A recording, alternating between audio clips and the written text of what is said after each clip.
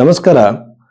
ನೀವು ಬಹಳಷ್ಟು ಸಲ ರಾಶಿ ಭವಿಷ್ಯವನ್ನು ಜ್ಯೋತಿಷವನ್ನು ಕೇಳಿರ್ತೀರ, ಬಟ್ ಅದು ನಿಜ ಆಗಿರೋದಿಲ್ಲ. ಇದಕ್ಕೆ ಹಲವಾರು ಕಾರಣಗಳಿದೆ. ಯಾಕೆಂದ್ರೆ ನಿಜವಾದ ಜ್ಯೋತಿಷ ಅಂತಂದ್ರೆ ನ್ಯೂಮರಾಲಜಿ ಅಲ್ಲ. ನ್ಯೂಮರಾಲಜಿಯಲ್ಲಿ ಎಲ್ಲಾ ಡೇಟ್ಗಳಲ್ಲೂ ಸಕ್ಸಸ್ಫುಲ್ ವ್ಯಕ್ತಿಗಳು ಹುಟ್ಟಿದ್ದಾರೆ. ಎಲ್ಲಾ ಡೇಟ್ಗಳು ಹುಟ್ಟಿದವರು ಸಮಸ್ಯೆಗಳಾಗುತ್ತೆ. ಒಂದೇ ಡೇಟ್ ಅಲ್ಲಿ ಬಹಳಷ್ಟು ಜನ ಹುಟ್ಟಿರ್ತಾರೆ. ಅದೇ ತರ ವಾಸ್ತು ಪ್ರಕಾರ ನೀವು ಹೋದ್ರೆ ಒಂದೇ ಮನೆಯಲ್ಲಿ ಎರಡ್ ಮೂರು ಕುಟುಂಬಗಳಿರುತ್ತೆ.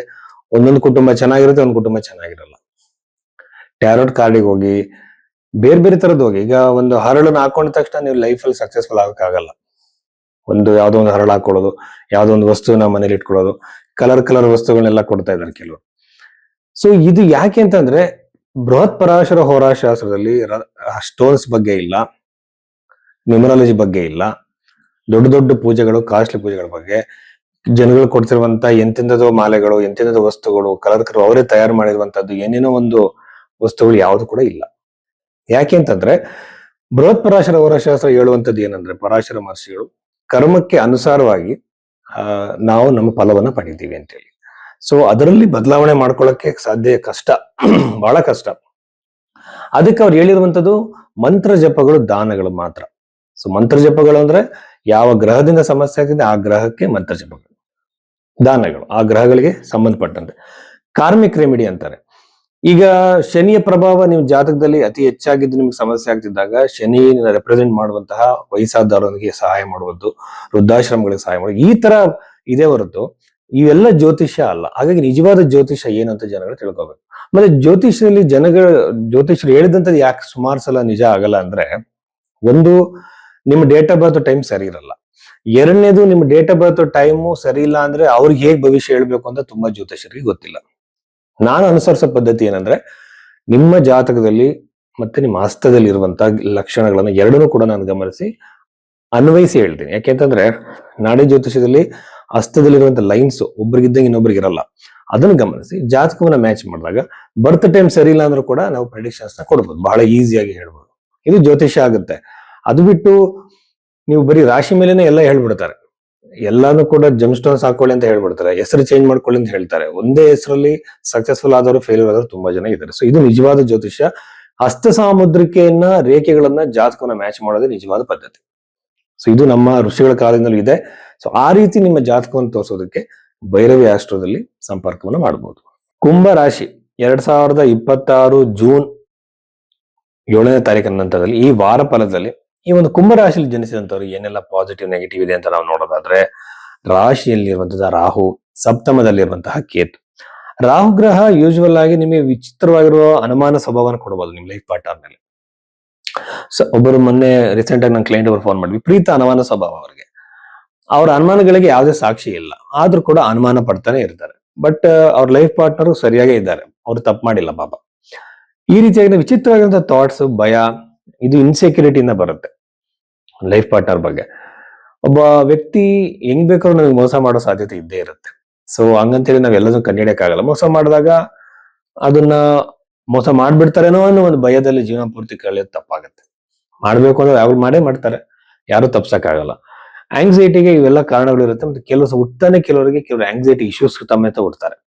ಅದನ್ನ ನೋಡ್ಕೋಬೇಕು. ಈ ತರದ ಅತಿಯಾಗಿರುವಂತಹ ಅನುಮಾನ ಸ್ವಭಾವ, ಭಯ, ತಮ್ಮ ಕೆಲಸ ಕಾರ್ಯಗಳ ಬಗ್ಗೆ, ಬಿಸ್ನೆಸ್ ಬಗ್ಗೆ, ಇನ್ಕಮ್ ಬಗ್ಗೆ ಕ್ರಿಯೇಟ್ ಆಗ್ಬೋದು ಕುಂಭ ರಾಶಿಯಲ್ಲಿ ಹುಟ್ಟಿದಂತವರಿಗೆ. ಇದು ವೈವಾಹಿಕ ಜೀವನದ ಮೇಲೆ ಪರಿಣಾಮ ಬೀರಬಹುದು. ನಿಮ್ಮ ಲೈಫ್ ಪಾರ್ಟ್ನರ್ಗೆ ಅದನ್ನ ಸಹಿಸ್ಕೊಳ್ಳೋದು ಕಷ್ಟ ಆಗ್ಬೋದು. ಇವ್ರು ಯಾಕೆ ಎಲ್ಲದಕ್ಕೂ ಅನುಮಾನ ಪಡ್ತಾರಲ್ಲ, ಎಲ್ಲಾ ಟೈಮಲ್ಲಿ ನನ್ನ ಮೇಲೆ ಡೌಟ್ ಮಾಡ್ತಿದ್ದಾರೆ ಅಂತ ಅವ್ರಿಗೆ ಅನಿಸ್ದಾಗ ಸಂಬಂಧ ಉಳಿಯಲ್ಲ. ಇದ್ರ ಕಡೆ ಜಾಗ್ರತೆಯಿಂದಾಗಿರಿ. ಇಂಥ ಸಮಸ್ಯೆಗಳು ಬಂದಾಗ ಮಾತಾಡಿ ಬಗೆಹರಿಸ್ಕೊಳ್ಳಿ. ರಾಶಿಯಾಧಿಪತಿ 2ನೇ ಮನೆ ಇರೋದ್ರಿಂದ, ಅಟ್ ದ ಸೇಮ್ ಟೈಮ್ ಅವರು 12ನೇ ಮನೆ ಅಧಿಪತಿ ನಷ್ಟಕ್ಕೆ ಕಾರಣನಾಗಿರೋದ್ರಿಂದ ಬಿಸ್ನೆಸ್ ಗಳಲ್ಲಿ ನಷ್ಟ ಆಗೋ ಸಾಧ್ಯತೆ, ಯಾರು ಹಣ ಕೊಟ್ಟಿರ್ತೀರ ಅದು ವಾಪಸ್ ಬರಲ್ಲ, ಈ ತರ ಸಮಸ್ಯೆಗಳು. 3ನೇದಾಗಿ ಬಂದು ನೀವು ಕೊಟ್ಟಂತ ಹಣ ವಾಪಸ್ ಬರದೇ ಇರೋದು ಒಂದ್ ಕಡೆ, ಅದೇ ಇನ್ವೆಸ್ಟ್ಮೆಂಟ್ ಮಾಡಿದ ಕಡೆ ಆಗದೆ ಇರುವಂತದ್ದು. ಕೆಲವರು ಯಾವ್ದೋ ಬಿಸ್ನೆಸ್ ದುಡ್ಡು ಕೊಟ್ಟಿರ್ತಾರೆ ಕೆಲಸ ಮಾಡ್ಸಕ್ಕೆ, ಕೆಲವು ಕೆಲಸಗಳನ್ನ ಮಾಡಿಸ್ತಾರೆ. ಈಗ ಮನೆ ಕಾಂಟ್ರಾಕ್ಟರ್ಗಳು ಎಲ್ಲ ಹಣ ಕೊಟ್ಬಿಟ್ಟಿರ್ತಾರೆ ಎಲೆಕ್ಟ್ರಿಷಿಯನ್ಸ್ಗೆ, ಅವ್ರೆಲ್ಲರಿಗೂ ಅವರಿಂದ ಹಣ ಬರಲ್ಲ, ಕೆಲಸನೂ ಆಗಲ್ಲ. ಈ ತರ ಸಮಸ್ಯೆಗಳು ನಿಮ್ಮ ಬಿಸ್ನೆಸ್ಗೆ ಅನುಗುಣವಾಗಿ ಸಮಸ್ಯೆಗಳು ಬರ್ಬೋದು. ಹಾಗಾಗಿ ಹಣವನ್ನ ಇದು ಮಾಡ್ಬೇಕಾದ್ರೆ ಬಹಳ ಕೇರ್ಫುಲ್ ಆಗಿರಿ. ಕೆಲವರಿಗೆ ಅವರ ಹಣ ಕಳ್ಳತನೂ ಆಗ್ಬಹುದು. ಈಗ ಹಣ ಮನೇಲಿ ಇಟ್ಟಿರ್ತಾರೆ, ಗೋಲ್ಡ್ ಇಟ್ಟಿರ್ತಾರೆ. ಸೊ ಅವ್ರು ಏನ್ ಮಾಡ್ತಾರೆ ಅಂತಂದ್ರೆ ಅವ್ರಿಗೆ ಕಳ್ಳತನ ಕೂಡ ಆಗೋ ಸಾಧ್ಯತೆ, ಕಾಣಿಸ್ದೇ ಇರೋ ತರ ಆಗೋ ಸಾಧ್ಯತೆ ಕೂಡ ಇರುತ್ತೆ. ನಮ್ಮ ವಸ್ತುಗಳ ಬಗ್ಗೆ ನಮಗೆ ಬಹಳ ಕೇರ್ಫುಲ್ ಆಗಿ ಇರ್ಬೇಕಾಗತ್ತೆ ಕುಂಭರಾಶಿಯಲ್ಲಿ ಜನಿಸಿದಂಥವ್ರು. 3ನೇ ಮನೇಲಿ ಇರುವಂತಹ ಕುಜಗ್ರಹ ನಿಮ್ಮ ಒಂದು ಸಿಬ್ಲಿಂಗ್ಸ್ ಏನಿರ್ತಾರೆ, ನಿಮ್ಗಿಂತ ಚಿಕ್ಕವರು, ತಂಗಿ ತಮ್ಮ, ಇವರ ಜೀವನದಲ್ಲಿ ಮ್ಯಾರಿಟಲ್ ಲೆವೆಲ್ ಇಶ್ಯೂಸ್ ಆಗ್ಬೋದು. ಬಹಳ ಕೇರ್ಫುಲ್ ಆಗಿರ್ಬೇಕು. ಅವ್ರಿಗೂ ನಿಮ್ಮ ಮಧ್ಯೆ ಒಂದು ಮನಸ್ತಾಪ ಕೂಡ ಬರ್ಬೋದು.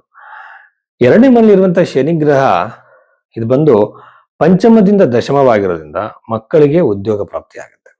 ನಿಮ್ಮ ಮಕ್ಕಳು ಉದ್ಯೋಗ ಇಲ್ಲದೆ ಕಷ್ಟಪಡ್ತಿದ್ರೆ ಉದ್ಯೋಗ ಪ್ರಾಪ್ತಿ ಆಗುತ್ತೆ. 6ನೇ ಮನೆಯಲ್ಲಿರುವಂತಹ ಗುರುಗ್ರಹ 12ನೇ ಮನೆಯನ್ನು ನೋಡೋದ್ರಿಂದ ನಿಮ್ಮ ಒಂದು ಆರೋಗ್ಯದಲ್ಲಿ ಸುಧಾರಣೆ ಆಗುತ್ತೆ. ಆರೋಗ್ಯದಲ್ಲಿ ಸಮಸ್ಯೆಗಳೆಲ್ಲ ಸುಧಾರಣೆಗಳಾಗತ್ತೆ. ರಾಷ್ಟ್ರಾಧಿಪತಿ 2ನೇ ಮನೆ, 12ನೇ ಮನೆ ಅಧಿಪತಿ 2ನೇ ಮನೆಯಲ್ಲಿ ಇರೋದ್ರಿಂದ ಯೂಶುವಲ್ ಆಗಿ ಆಸ್ಪತ್ರೆಗಳಿಗಾಗಿ ಹಣ ಕಳ್ಕೊಳ್ಳುವಂತ ಸಾಧ್ಯತೆ ಅತಿ ಹೆಚ್ಚಾಗಿರುತ್ತೆ. ಓಡಾಟ ತಿರುಗಾಟಗಳು ಅತಿ ಹೆಚ್ಚಾಗಿರುತ್ತೆ. ಇದರಲ್ಲಿ ಬಹಳ ಕೇರ್ಫುಲ್ ಆಗಿರಬೇಕಾಗುತ್ತೆ. ಪಂಚಮ ಭಾವದಲ್ಲಿರುವಂತಹ ಶುಕ್ರ ನಿಮ್ಮ ರಾಶಿಯಲ್ಲಿ ಪಂಚಮದಲ್ಲಿರುವಂತಹ ಶುಕ್ರನಿಂದ ಯೂಶುವಲ್ ಆಗಿ ನಿಮ್ಮ ಮಕ್ಕಳು ಪ್ರಾಪರ್ಟಿನ ಖರೀದಿ ಮಾಡ್ತಾರೆ.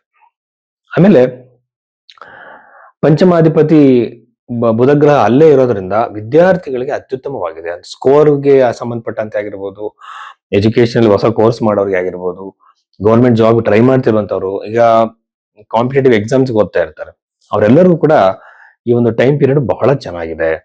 ಸಂತಾನದ ಅವಕಾಶ ಅತಿ ಹೆಚ್ಚಾಗುತ್ತೆ. ಆಮೇಲೆ ಪ್ರಾಪರ್ಟಿ ಖರೀದಿನೂ ಆಗುತ್ತೆ. ಆರೋಗ್ಯ ಸಮಸ್ಯೆಗಳಿಂದ ಹೊರಗಡೆ ಬರ್ತಾರೆ. ಜಾಬ್ಗೆ ಸಂಬಂಧಪಟ್ಟಂತೆ ಗೌರ್ಮೆಂಟ್ ಜಾಬ್ ಅಲ್ಲಿ ಹುಡುಕ್ತಿರೋರಿಗೆ ಬಹಳ ಅನುಕೂಲ. ಜಾಬ್ ಅಲ್ಲಿ ಬಹಳಷ್ಟು ಪಾಸಿಟಿವ್ ಚೇಂಜಸ್ ಆಗುತ್ತೆ. ಯಾಕೆಂದ್ರೆ 3ನೇ ಮನೆ ಇರೋದ್ರಿಂದ ಸ್ಥಳ ಬದಲಾವಣೆ. ಈಗ ನೀವು ಒಂದು ಜಾಬ್ಗೋಸ್ಕರ ಒಂದು ಪ್ಲೇಸ್ ವರ್ಕ್ ಮಾಡ್ತಾ ಇದ್ದೀರಾ, ಸ್ಥಳ ಬದಲಾವಣೆ, ನಿಮ್ಮ ರೆಸಿಡೆನ್ಸ್ ಚೇಂಜ್ ಆಗುತ್ತೆ. ವರ್ಕ್ ಮಾಡ್ತಿರುವಂತ ಪ್ಲೇಸ್ ಮ್ಯಾಕ್ಸಿಮಮ್ ಚೇಂಜಸ್ ಆಗುತ್ತೆ. ಸೊ ಇಷ್ಟು ವಿಚಾರಗಳು ಕುಂಭರಾಶಿಗೆ ಸಂಬಂಧಿಸಿದ್ದು.